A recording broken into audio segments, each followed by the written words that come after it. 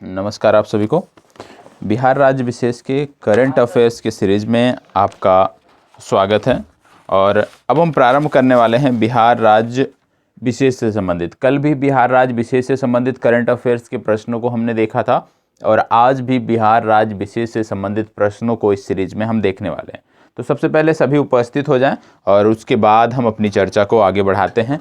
1 से 2 मिनट का समय दे देते हैं। जो लोग अभी उपस्थित नहीं हैं उपस्थित हो जाएं, जिससे चर्चा को आगे बढ़ाया जा सके।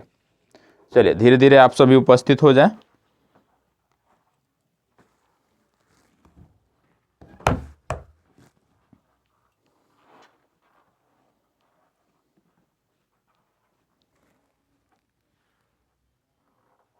चलिए सभी उपस्थित हो जाएं। आप सभी उपस्थित हो जाएं जिससे चर्चा को आगे बढ़ाया जा सके। और 1 से 2 कमेंट आया है, उसके बारे में हम बात करेंगे कि कल की जो वीडियो थी उस पर 1 से 2 कमेंट हैं, उसके बारे में हम देख लेते हैं कि क्या समस्याएं हैं लोगों को। आप सभी में से कुछ लोगों को समस्याएं हैं। यहाँ पे एक कमेंट आया था, मैं उसकी चर्चा करना चाहूँगा आप सबके माध्यम से कि भाई यदि आप में से हैं वो उपस्थित हैं तो सबसे पहले डिस्कवरी वर्ल्ड के नाम से है। डिस्कवरी वर्ल्ड के नाम से एक करंट अफेयर्स आया था। इनका कहना था मंथली करंट अफेयर्स लेकर आएँ ताकि हमें भी समझ आए कि हमें कितना पढ़ चुके हैं और कितना बाकी है। भैया यदि आपने करंट अफेयर्स को पढ़ा है तो क्या आपने ऐसे पढ़ा है कि यदि आपसे पूछा जाएगा ये जनवरी माह का है तो आप बता पाओगे, फरवरी माह का है तो आप बता पाओगे। करंट अफेयर्स पढ़ने का मतलब ये थोड़ी है कि आप मंथ वाइज याद किए हो। अगर मंथ आपको नहीं बताया जाता कि ये इस माह का है तो आप उसका जवाब नहीं दे पाओगे। अगर ऐसा है तो फिर आपकी पढ़ाई का कोई फिर मतलब नहीं है कि जो आपने वहाँ पे समय दिया है। आपके अनुसार है कि पर आपको इस तरह बताया जाए कि जनवरी माह का करंट अफेयर्स है, फरवरी माह का है, ये मार्च माह का है। भैया बहुत सारी पुस्तकों का संकलन होता है, उनमें से जो चुनिंदा करंट अफेयर्स होते हैं जो लगता है कि आप तक लेकर आना चाहिए वो मैं लेके आता हूँ।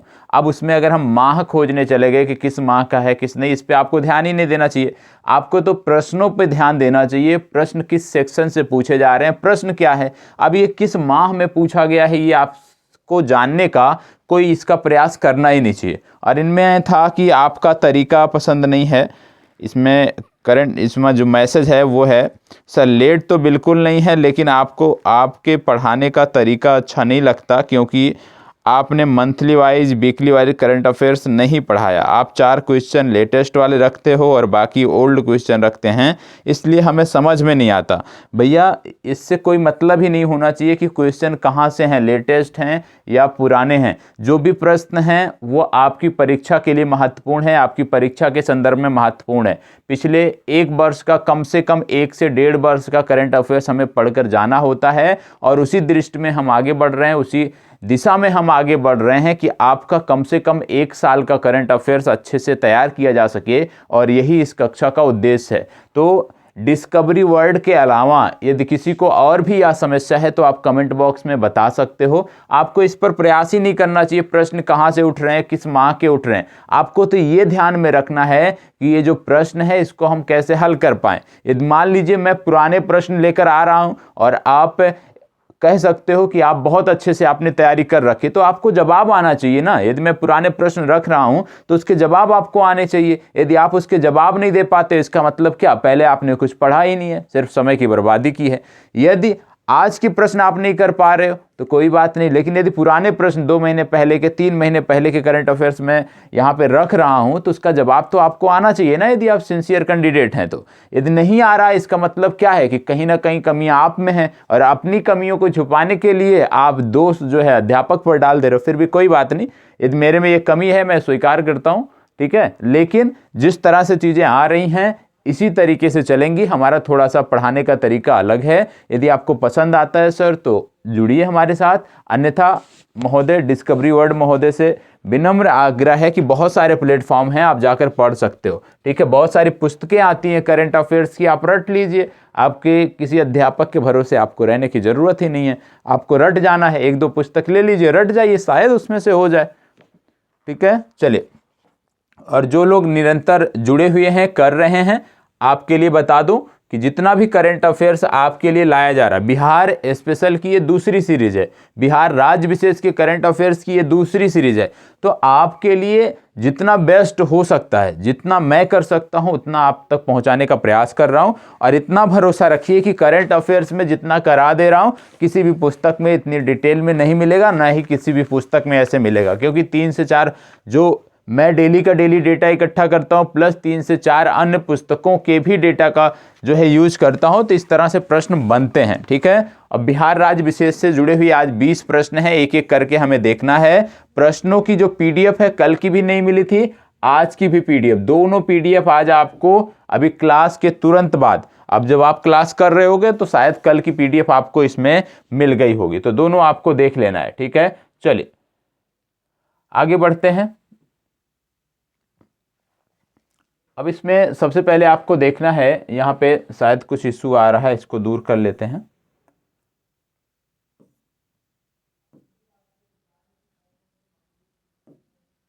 एक मिनट का समय दीजिएगा।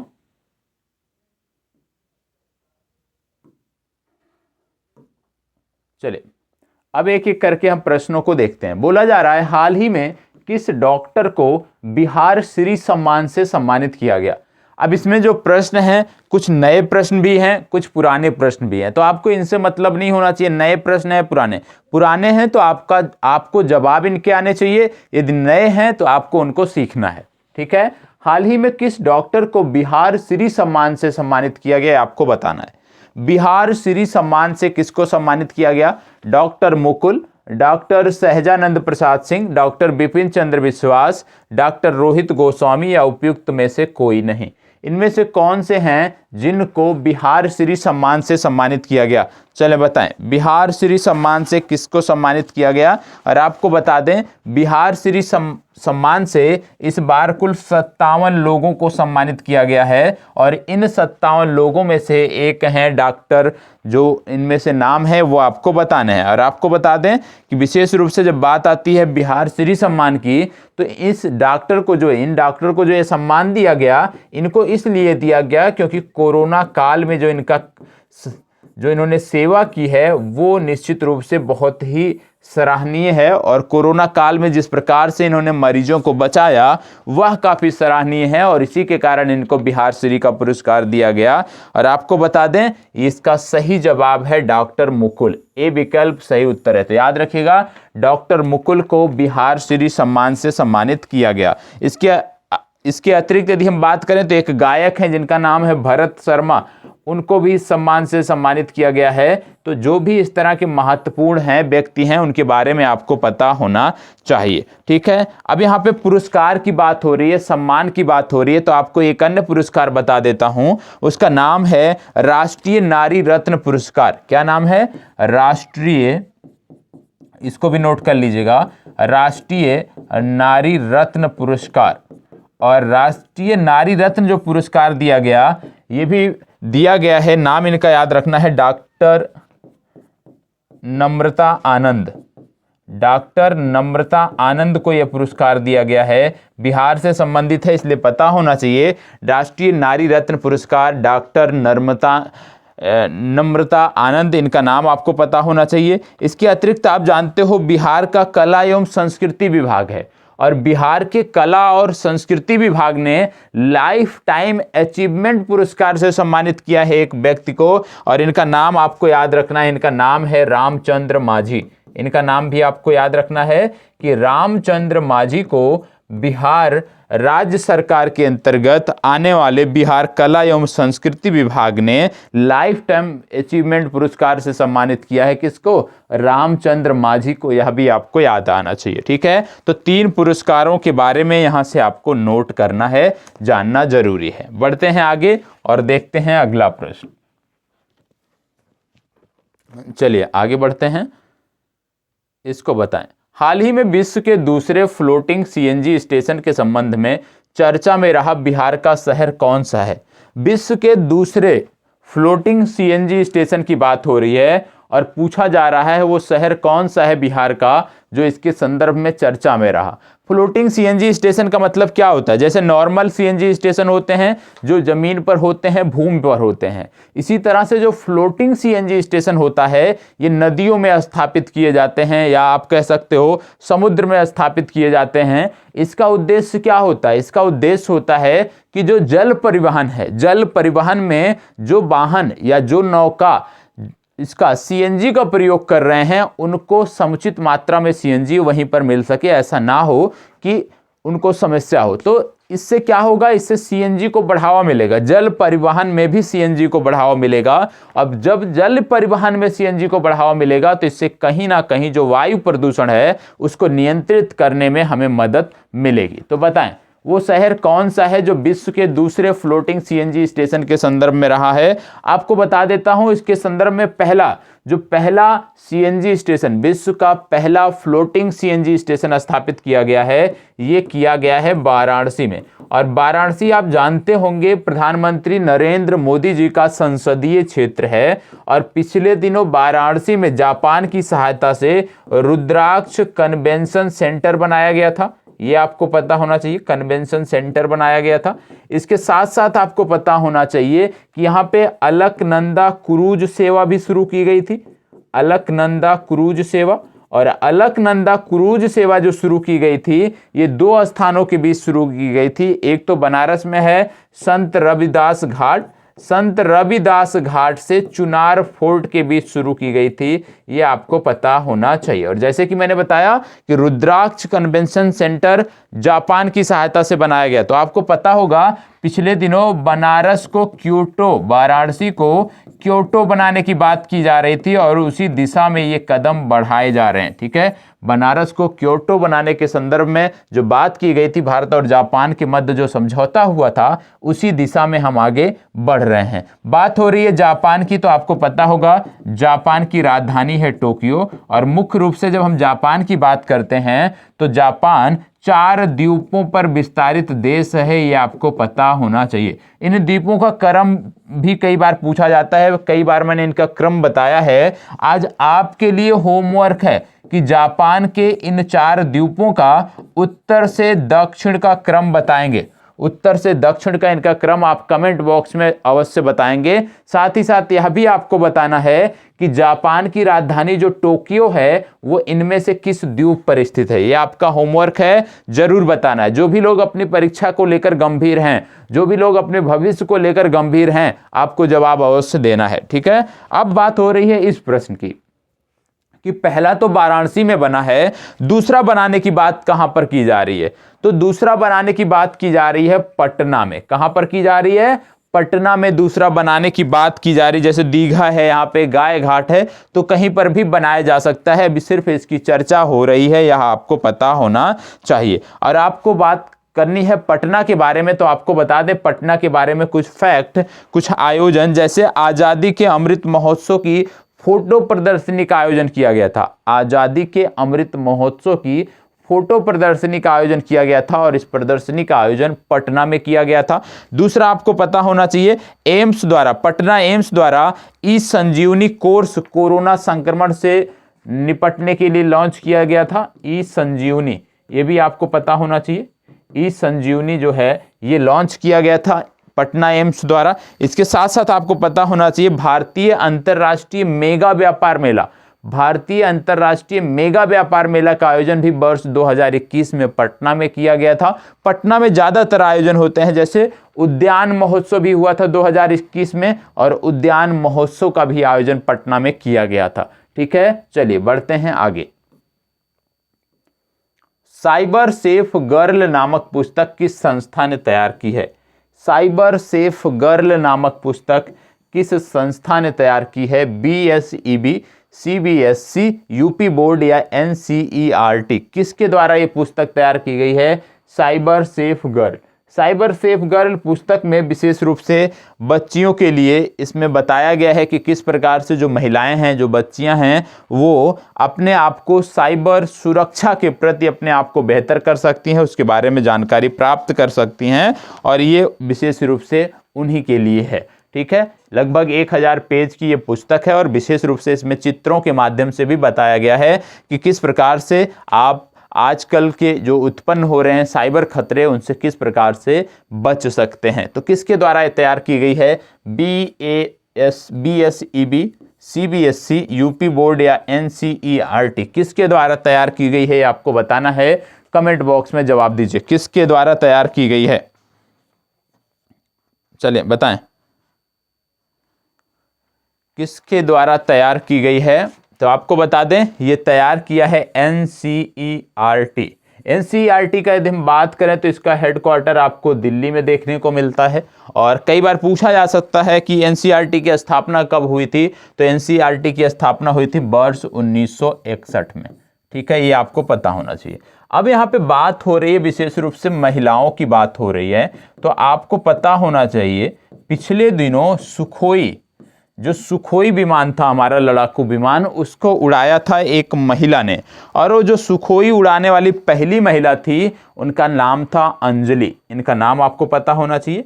ये सुखोई उड़ाने वाली पहली महिला हैं। और ये जो सुखोई उड़ाने वाली पहली महिला अंजलि हैं, ये संबंधित हैं बिहार से, और बिहार में इनका जिला पड़ता है मुजफ्फरपुर। ये भी आपको याद रखना है, ठीक है, कि मुजफ्फरपुर की जो अंजलि हैं, इन्होंने पहली बार, आप कह सकते हो महिलाओं के क्रम में पहली बार इन्होंने सुखोई विमान उड़ाया था। ये भी आपको पता होना चाहिए। ठीक है, चलिए आगे बढ़ते हैं। मुख्यमंत्री नीतीश कुमार के वक्तव्य के बाद से चर्चा में आया, नीरा का उत्पादन किस पेड़ से किया जाता है? पिछले दिनों मुख्यमंत्री जी विभिन्न जिलों के दौरे पर गए थे, तो वहां पर इन्होंने इसकी चर्चा की थी और विशेष रूप से इस समस्तीपुर में इसकी घोषणा की थी। तो ये है क्या? और इसमें जो नीरा उत्पादक, आप कह सकते हो किसान हैं, मुख्यमंत्री ने घोषणा किया कि उनको 1 लाख रुपए तक की सहायता दी जाएगी, जो भी किसान इससे जुड़ेंगे। दूसरा, इन्होंने बताया कि पहले 7 माह के लिए प्रत्येक माह 1000 रुपए की सहायता भी दी जाएगी। मतलब जो भी किसान इससे जुड़ेंगे, सबसे पहले तो उनको 1 लाख तक की सहायता दी जाएगी इस खेती को करने के लिए, इस फसल को उगाने के लिए। दूसरा, यहाँ पर 1000 रुपए की अतिरिक्त सहायता दी जाएगी, यह भी आपको पता होना चाहिए। कितने दिन तक? 7 महीने तक 1000 रुपए की अतिरिक्त सहायता भी दी जाएगी। ये तो हो गया कि इस योजना में है क्या। और आपको बता दें, यदि आपसे पूछ लिया जाए कि किस योजना के अंतर्गत इसको लाया गया है, तो बिहार में एक योजना चलती है जिसका नाम है सतत जीविकोपार्जन। ये आप नाम सुने होंगे, सतत जीविकोपार्जन योजना। और सतत जीविकोपार्जन योजना के अंतर्गत इसको जोड़ा गया है, ये आपको पता होना चाहिए। अब ये क्या होता है, नीरा क्या होता है, ये आपको बताना है। किस पेड़ से प्राप्त होता है नीरा, ये आपको बताना है। बताएं। देखो, बिहार में है शराबबंदी, और शराबबंदी होने के कारण ज्यादातर अब जो लोग हैं वो ताड़ के जो जूस होता है, आप कह लीजिए जो ताड़ होता है, ताड़ी जिसको आप बोलते हो, उस पर निर्भर हो गए हैं, क्योंकि ताड़ी जो है वो स्वास्थ्य के लिए हानिकारक है। तो बिहार राज्य सरकार का प्रयास है कि जो ताड़ी का उत्पादन हो रहा है वो कम से कम हो, और उसी ताड़ के जो पेड़ होते हैं उसी से नीरा भी प्राप्त किया जाता है। तो बिहार राज्य सरकार का प्रयास है कि लोग नीरा को प्राप्त करने के लिए प्रयास करें, इससे ताड़ी का उत्पादन कम होगा। और जब ताड़ी का उत्पादन कम होगा, ताड़ी का उत्पादन प्रभावित होगा, तो इससे कहीं ना कहीं जो बिहार सरकार की मुहिम है शराब मुक्त, नशे से दूर करना बिहार के युवाओं को, उसमें वो सफल रहेंगे। और इसीलिए इन्होंने एक प्रयास किया है। तो विशेष रूप से ये जो प्राप्त होता है, ये ताड़ के पेड़ से प्राप्त होता है। एक ताड़ी प्राप्त होता है और दूसरा नीरा, ये आपको पता होना चाहिए। ठीक है, और ये जो नीरा है ये सेहत के लिए लाभप्रद भी होता है। चलें ये बताएं, किस राज्य सरकार द्वारा ऑपरेशन प्रहार चलाया जा रहा है? ऑपरेशन प्रहार किस राज्य सरकार द्वारा चलाया जा रहा है, आपको बताना है। ऑपरेशन प्रहार, देखो यहां पे बात कर रहे हैं हम बिहार की, तो निश्चित रूप से किसके द्वारा किया गया होगा? बिहार राज्य सरकार के द्वारा। मतलब इनमें से कोई नहीं। ई विकल्प आपका सही उत्तर है। ठीक है, अब यहाँ पे कुछ चीजें और बता दें, क्योंकि ऑपरेशन प्रहार विशेष रूप से वांछित अपराधियों की गिरफ्तारियों हेतु था, मतलब ये कहीं ना कहीं पुलिस से संबंधित है। तो आपको बता दें, बिहार का पहला ट्रैफिक आईजी अभी बनाया गया है, और बिहार का पहला ट्रैफिक आईजी जो बनाया गया है, इनका नाम आपको याद रखना है MR नायक। ठीक है, MR नायक को बिहार का पहला ट्रैफिक आईजी बनाया गया है, ये आपको पता होना चाहिए। MR नायक बिहार के पहले ट्रैफिक आईजी हैं। इसके साथ साथ बिहार पुलिस ने एक शब्द है दंगा, ये जो शब्द है दंगा, तो बिहार राज्य की पुलिस ने दंगा शब्द को बदलने की पहल की है, ये भी आपको पता होना चाहिए। और आपको बता दें, ड्रग पर पूर्ण अभियान यहां पे लगाया ही जा रहा है, तो ड्रग पर पूर्ण विराम अभियान का जो ब्रांड एम्बेसडर है वो बनाया गया है ज्योति कुमार को, यह भी नाम आपको याद रखना है। ज्योति कुमार को क्या बनाया गया है? ड्रग पर विराम लगाने का जो अभियान चलाया जा रहा है बिहार राज्य सरकार द्वारा, उसका ब्रांड एम्बेसडर बनाया गया है ज्योति कुमार को, यह भी आपको पता होना चाहिए। ठीक है, चलिए आगे बढ़ते हैं। इसको बताएं, पिछले दिनों मुख्यमंत्री नीतीश कुमार ने कहां पर बोट सफारी का शुभारंभ किया? बोट सफारी का शुभारंभ पिछले दिनों कहां पर मुख्यमंत्री नीतीश कुमार द्वारा किया गया है, आपको बताना है। चलें बताएं, पिछले दिनों कहां पर मुख्यमंत्री द्वारा बोट सफारी का शुभारंभ किया गया? चलिए जवाब दीजिए आप सब, कहां पर बोट सफारी का शुभारंभ किया गया? और आपको बता दें कि आपका जो ये सीरीज चल रहा है, इसमें आप में से कुछ छात्रों ने बहुत ही, आप कह सकते हैं, जो होमवर्क दिया जा रहा है उसको सतत कर रहे हैं। जैसे राजेश कुमार जी हैं, राजेश कुमार जी ने बहुत बेहतर तरीके से जितने प्रश्न पूछे गए थे उनका जवाब दिया है। इसके बाद दूसरा आता है रोहित जी ने पूरा जवाब दिया है, ये आपको पता होना चाहिए। और तीसरा इसमें आपको बता दें, तीसरा जो जवाब आया है वो आया है नैना पांडे जी का। नैना पांडे जी ने भी समग्रता से चीज़ों का जवाब दिया है। और इसके बाद अगला जो नाम आता है नैना पांडे के बाद, उसमें आता है विष्णुदेव कुमार जी का। विष्णुदेव कुमार जी ने भी पूरा जवाब दिया है।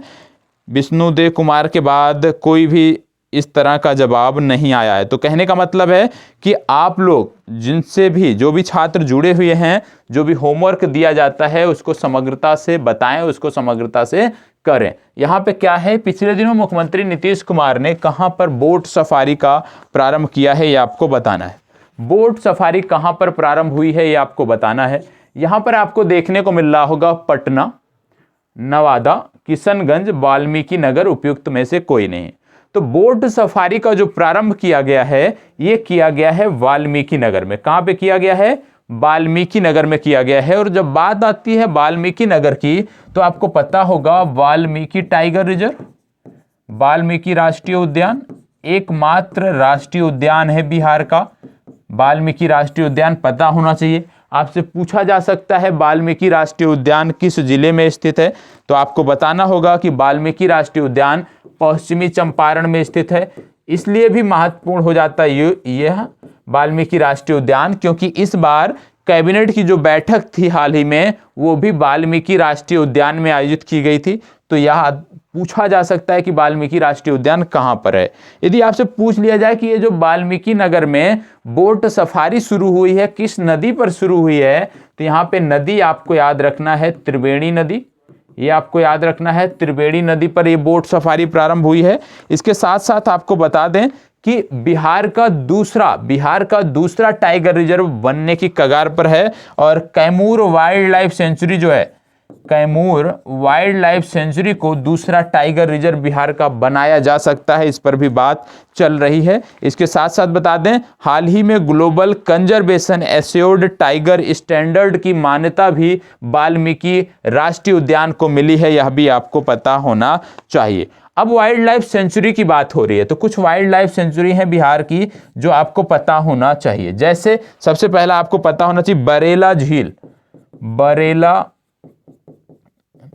बरेला झील सलीम अली पक्षी अभ्यारण्य, बरेला झील सलीम अली पक्षी अभ्यारण्य। और बरेला झील सलीम अली पक्षी अभ्यारण्य जो आपको देखने को मिलता है ये वैशाली में देखने को मिलता है, ये आपको पता होना चाहिए। बरेला झील सलीम अली पक्षी अभ्यारण्य वैशाली में देखने को मिलता है।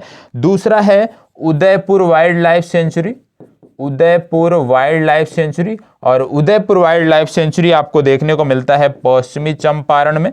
इसके बाद तीसरा आपको याद रखना है पंत वाइल्ड लाइफ सेंचुरी, और पंत वाइल्ड लाइफ सेंचुरी जो आपको देखने को मिलता है ये देखने को मिलता है नालंदा में, ये आपको पता होना चाहिए। तो ये कुछ राष्ट्रीय उद्यान हैं, कुछ वाइल्ड लाइफ सेंचुरी हैं, वन्य जीव अभ्यारण्य हैं जिनके बारे में आपको पता होना चाहिए। ठीक है, चलिए बढ़ते हैं आगे।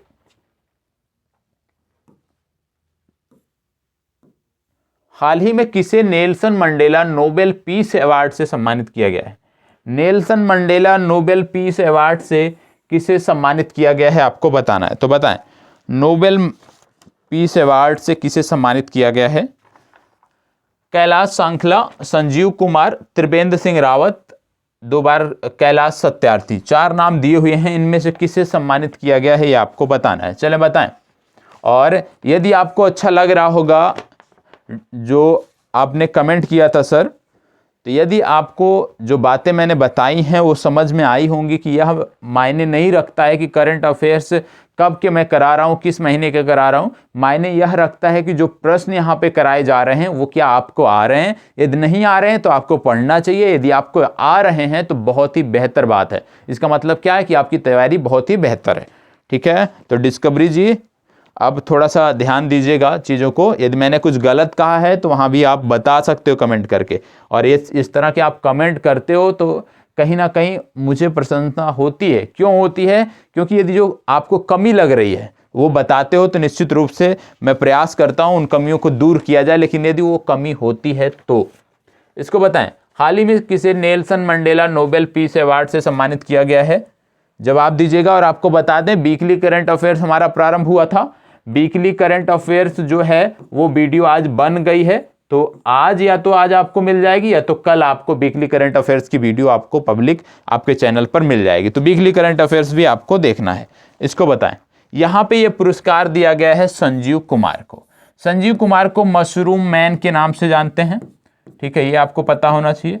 मशरूम मैन के नाम से इनको जानते हैं और इन्हीं को यह पुरस्कार दिया गया है। तो संजीव कुमार का नाम याद रखना है, मशरूम मैन ऑफ इंडिया के नाम से इनको जाना जाता है।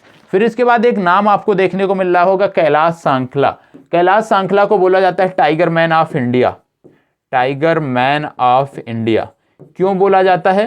क्योंकि आप जानते हो कि इन्होंने बाघ संरक्षण को लेकर बहुत ही बेहतर काम किया है। और प्रोजेक्ट टाइगर जब प्रारंभ हुआ था 1973 में, प्रोजेक्ट टाइगर आप सबको पता होगा 1973 में जब प्रारंभ हुआ था तो प्रोजेक्ट टाइगर का नेतृत्व भी कैलाश सांखला ने किया था, यह भी आपको पता होना चाहिए। और आपको बता दें ये इसके पहले निर्देशक थे। अब बात हो रही है टाइगर की, तो आपको बता दें एक टाइगर रिजर्व है जिसको बोला जाता है विश्व में सर्वाधिक ऊंचाई पर स्थित टाइगर रिजर्व। नाम याद रखना है, नामदफा टाइगर रिजर्व। और नामदफा टाइगर रिजर्व आपको अरुणाचल प्रदेश में देखने को मिलता है। आपके लिए होमवर्क है कि भारत का सबसे छोटा, क्षेत्रफल की दृष्टि से भारत का सबसे छोटा टाइगर रिजर्व कौन सा है, ये आप कमेंट बॉक्स में बताएंगे। क्षेत्रफल की दृष्टि से भारत का सबसे छोटा टाइगर रिजर्व कौन सा है आपको कमेंट बॉक्स में बताना है। ठीक है, चलिए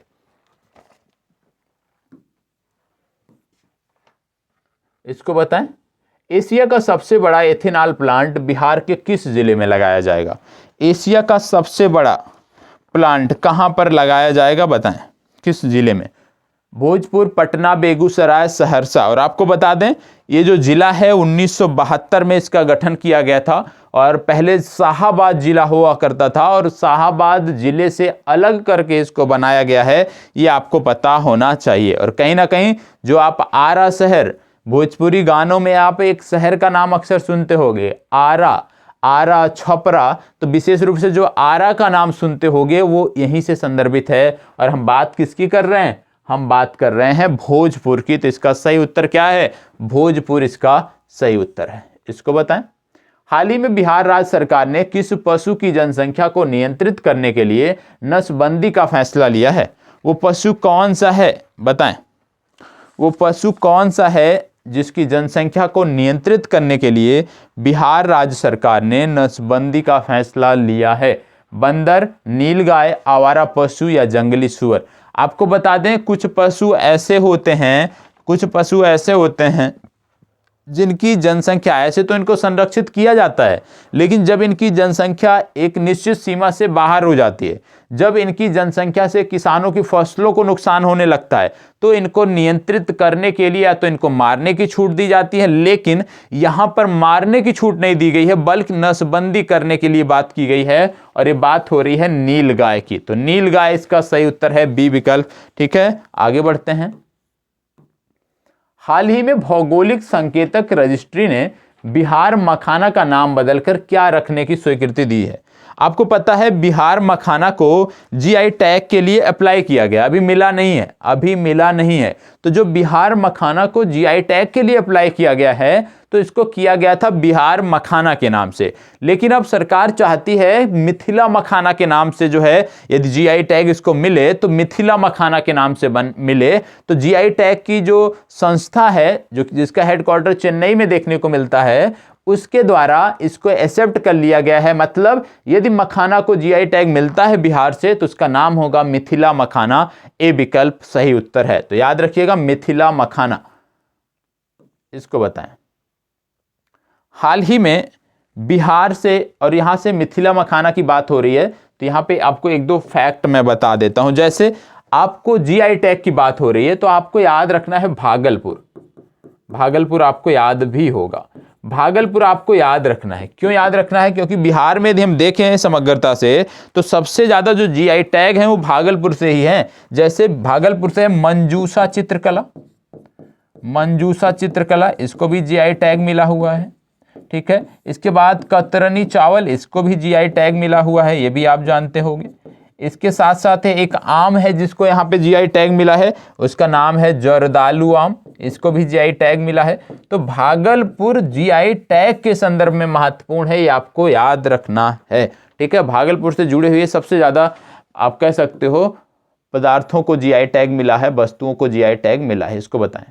हाल ही में बिहार से संबंधित किस पत्रकार की मृत्यु हुई है, जिन्हें उनकी पुस्तक मोहन प्यारे का सफेद दस्तावेज के लिए मेदनी पुरस्कार से भारत सरकार ने सम्मानित किया था? भारत सरकार के वन, पर्यावरण एवं जलवायु परिवर्तन मंत्रालय द्वारा उनको मेदनी पुरस्कार से भी सम्मानित किया गया था। तो ये किस पत्रकार की बात हो रही है आपको बताना है। और आपको बता दें इनकी जो पुस्तक है मोहन प्यारे का सफेद दस्तावेज, ये जो पुस्तक है मोहन प्यारे का सफेद दस्तावेज, विशेष रूप से पुस्तक सफेद बाघों पर आधारित है।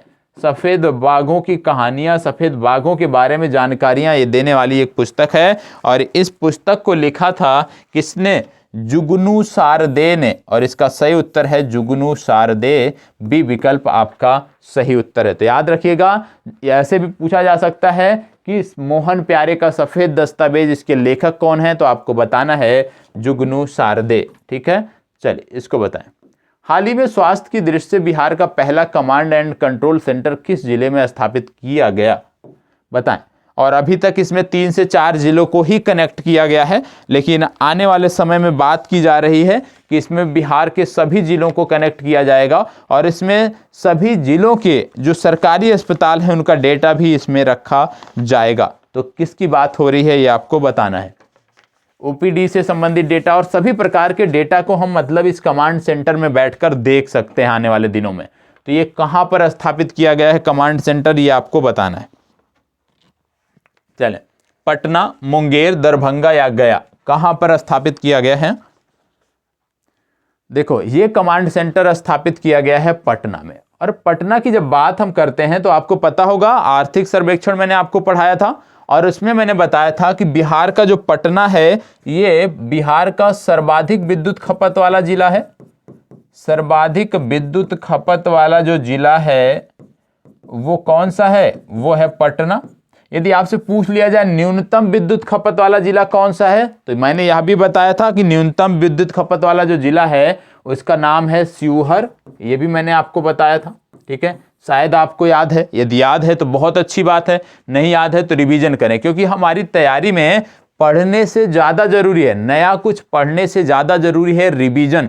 तो रिवीजन को प्राथमिकता दीजिए और परीक्षा के समय में नया कुछ अब नया यदि आप कुछ पढ़ना चाहते हैं, मैं तो कहूँगा मत पढ़िए, अब आप सिर्फ और सिर्फ रिवीजन करिए। जितना रिवीजन करेंगे उतनी चीजें आपकी बेहतर होंगी। अब इसमें यदि आपसे पूछ लिया जाए सर्वाधिक प्रति व्यक्ति आय वाला जिला कौन सा है बिहार का, तो वहां पर भी आप बताओगे पटना। पटना बिहार का सर्वाधिक आप कह सकते हो प्रति व्यक्ति आय वाला जिला है। सर्वाधिक जनसंख्या वाला जिला पूछ लिया जाए तो वहां भी आप बताओगे पटना। सर्वाधिक नगरीय जनसंख्या वाला जिला पूछ लिया जाए तो वहां भी आप बताओगे पटना। तो पटना के बारे में जो आपको आर्थिक समीक्षा सर्वेक्षण में बताया गया है उसको आपको याद रखना है। इसको बताएं, हाल ही में किस आईआईटी संस्थान ने बिहार के स्कूलों में साइंस लैब स्थापित करने के लिए समझौता किया है?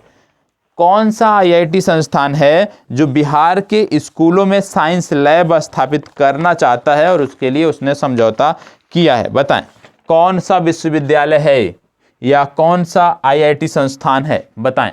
IIT Delhi, IIT Roorkee, IIT Madras, IIT Patna, कौन सा है इनमें से ये आपको बताना है। बिहार के जो इंटर कॉलेज हैं उनमें ये सुधार करना चाहता है, उनमें ये साइंस लैब स्थापित करना चाहता है और इसके लिए यहाँ पे कार्य भी किए जा रहे हैं। तो वो कौन सा है ये आपको बताना है। इन चारों में से वो कौन सा है? देखो यहाँ पर बात हो रही है आईआईटी पटना की, ठीक है, तो डी विकल्प सही उत्तर है। अब मैं कुछ जानकारी विश्वविद्यालयों से संबंधित आपको बता देता हूँ। जैसे बिहार कृषि विश्वविद्यालय है और बिहार कृषि विश्वविद्यालय द्वारा हाल ही में आम और धान की एक नई किस्म तैयार की गई है, ठीक है। एक किस्म आम की तैयार की गई है, एक किस्म धान की तैयार की गई है। दोनों के नाम आपको पता होना चाहिए। आम की जो किस्म है इसका नाम है सबौर मैंगो 2। तो सबौर मैंगो 2 किसने तैयार किया है? इसको तैयार किया है बिहार कृषि विश्वविद्यालय ने। तो बिहार कृषि विश्वविद्यालय ने सबौर मैंगो 2 तैयार किया है और इन्होंने ही सबौर हीरा तैयार किया है, सबौर हीरा। और जो सबौर हीरा है यह धान की एक प्रजाति है, ये भी आपको याद रखना है। तो सबौर हीरा धान की एक प्रजाति है, सबौर मैंगो 2 आम की एक प्रजाति है और इनको तैयार किया है बिहार कृषि विश्वविद्यालय ने, ये आपको पता होना चाहिए। इसके साथ साथ आपको बता दें देश में अपनी तरह का पहला एग्री हैकाथॉन कार्यक्रम का आयोजन करने वाला संस्थान भी बिहार कृषि विश्वविद्यालय है, यह भी आपको पता होना चाहिए। तो यहाँ पे ये दोनों आपको याद रखने हैं, ठीक है। यहाँ पे आपको नाम देके पूछा ऐसे जा सकता है कि सबौर हीरा जो है ये किस फसल की एक नई प्रजाति है, तो आपको बताना पड़ेगा धान की। बाकी मैंगो वाले में तो आप आम मैंगो से कनेक्ट कर लेंगे। तो यहाँ पे पूछा जा सकता है कि किसके द्वारा तैयार किया गया है, तो उसके लिए भी आपको तैयार रहना है। चलिए आगे बढ़ते हैं। बिहार का दूसरा एम्स किस शहर में बनेगा? बिहार का दूसरा एम्स कहां पर बनेगा? पहला तो है पटना में और अभी आपने उसके बारे में देखा भी था। दूसरा बनाने की बात हो रही है, दूसरा कहां पर बनेगा? दरभंगा, पटना, मधुबनी, मुंगेर। पहला जब पटना में है तो दूसरा तो पटना में नहीं बनेगा, इसका मतलब पटना के अतिरिक्त किसी अन्य शहर में बनेगा। तो वो शहर कौन सा है यही आपसे मैं पूछना चाहता हूं। और यदि मजा आ रहा हो करंट अफेयर्स में तो प्लीज लाइक और कमेंट के माध्यम से कम एक कमेंट आप अवश्य कर दिया करें। अपनी कक्षा के बारे में रिव्यू जो है अवश्य दे दिया करें। प्रत्येक कक्षा में रिव्यू देना बहुत जरूरी है, ठीक है। इसको बताएं कहां पर खोला जाएगा?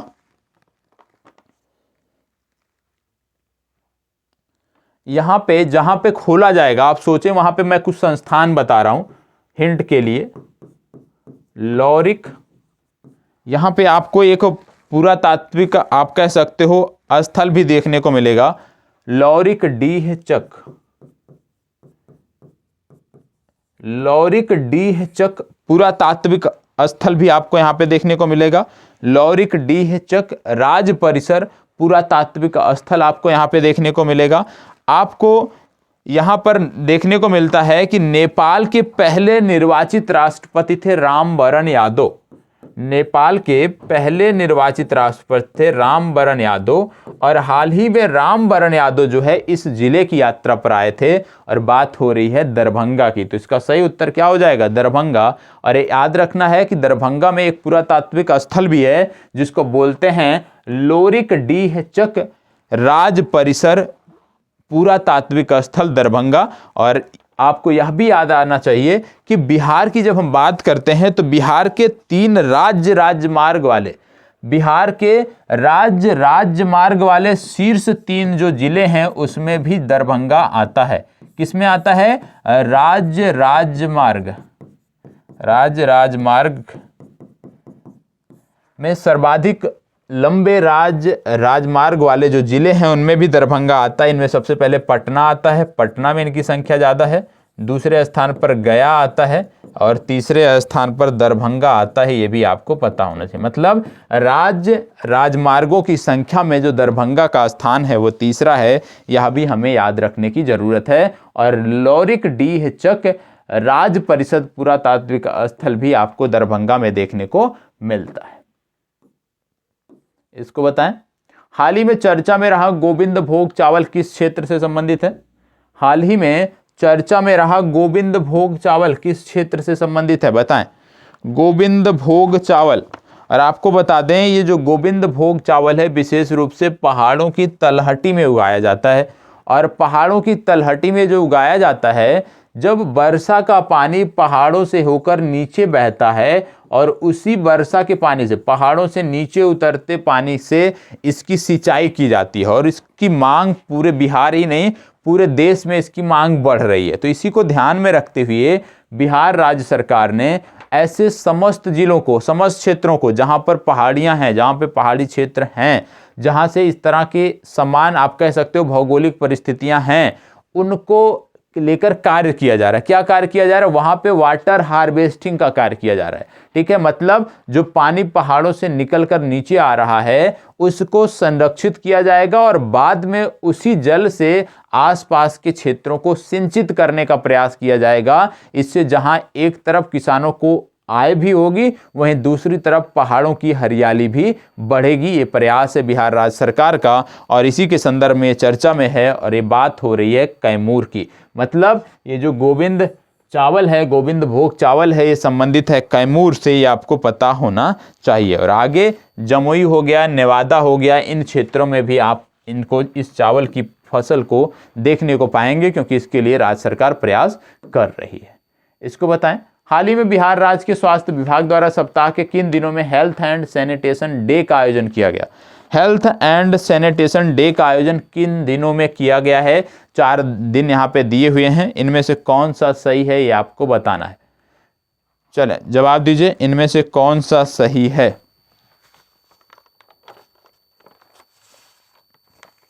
इनमें से कौन सा सही है आपको बताना है।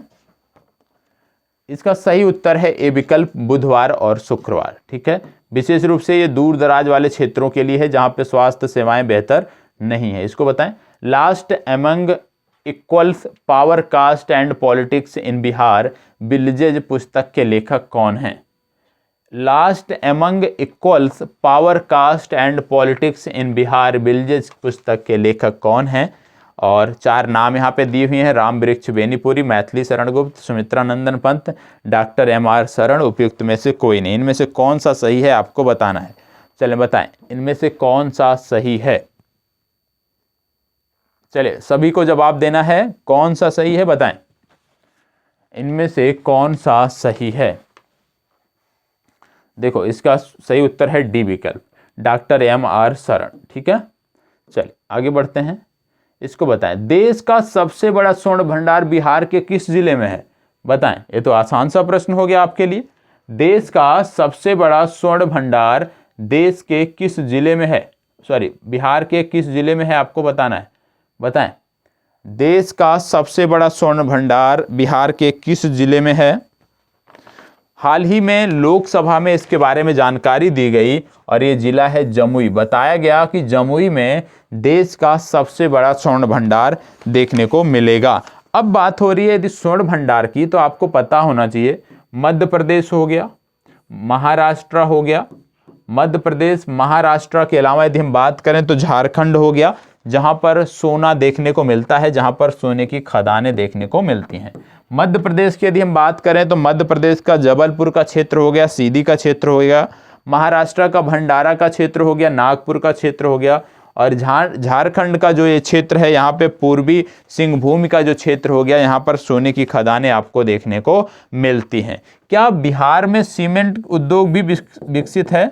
जी हाँ, बिहार में सीमेंट उद्योग भी आपको देखने को मिलता है। यदि आपसे पूछ लिया जाए कि बिहार में सीमेंट उद्योग का जो विस्तार है मुख्य रूप से कहाँ देखने को मिलता है, तो आपको याद रखना है मुख्य रूप से रोहतास जिला है, और रोहतास जिला में आपको देखने को मिलता है सीमेंट से संबंधित महत्वपूर्ण उद्योगों के बारे में। ठीक है, तो इसका सही उत्तर हो गया ए विकल्प, जमुई। आगे बढ़ते हैं और प्रश्न संख्या अगला देखते हैं।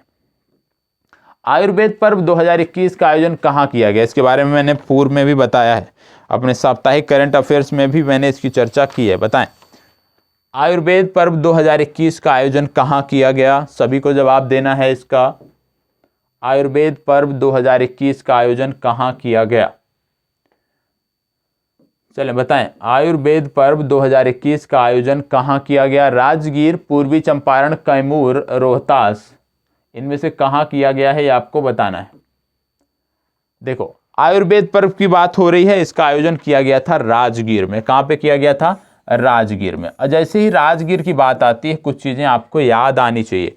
क्या याद आनी चाहिए? 2 हरित शहरों वाला देश का पहला राज्य बना था बिहार, और बिहार के जो दोनों हरित शहर थे, एक तो था राजगीर। आपको याद आना चाहिए कि बिहार जो है देश में 2 हरित शहरों वाला पहला राज्य है, और इसके दोनों हरित शहर हैं, एक तो राजगीर और एक तो है बोध गया।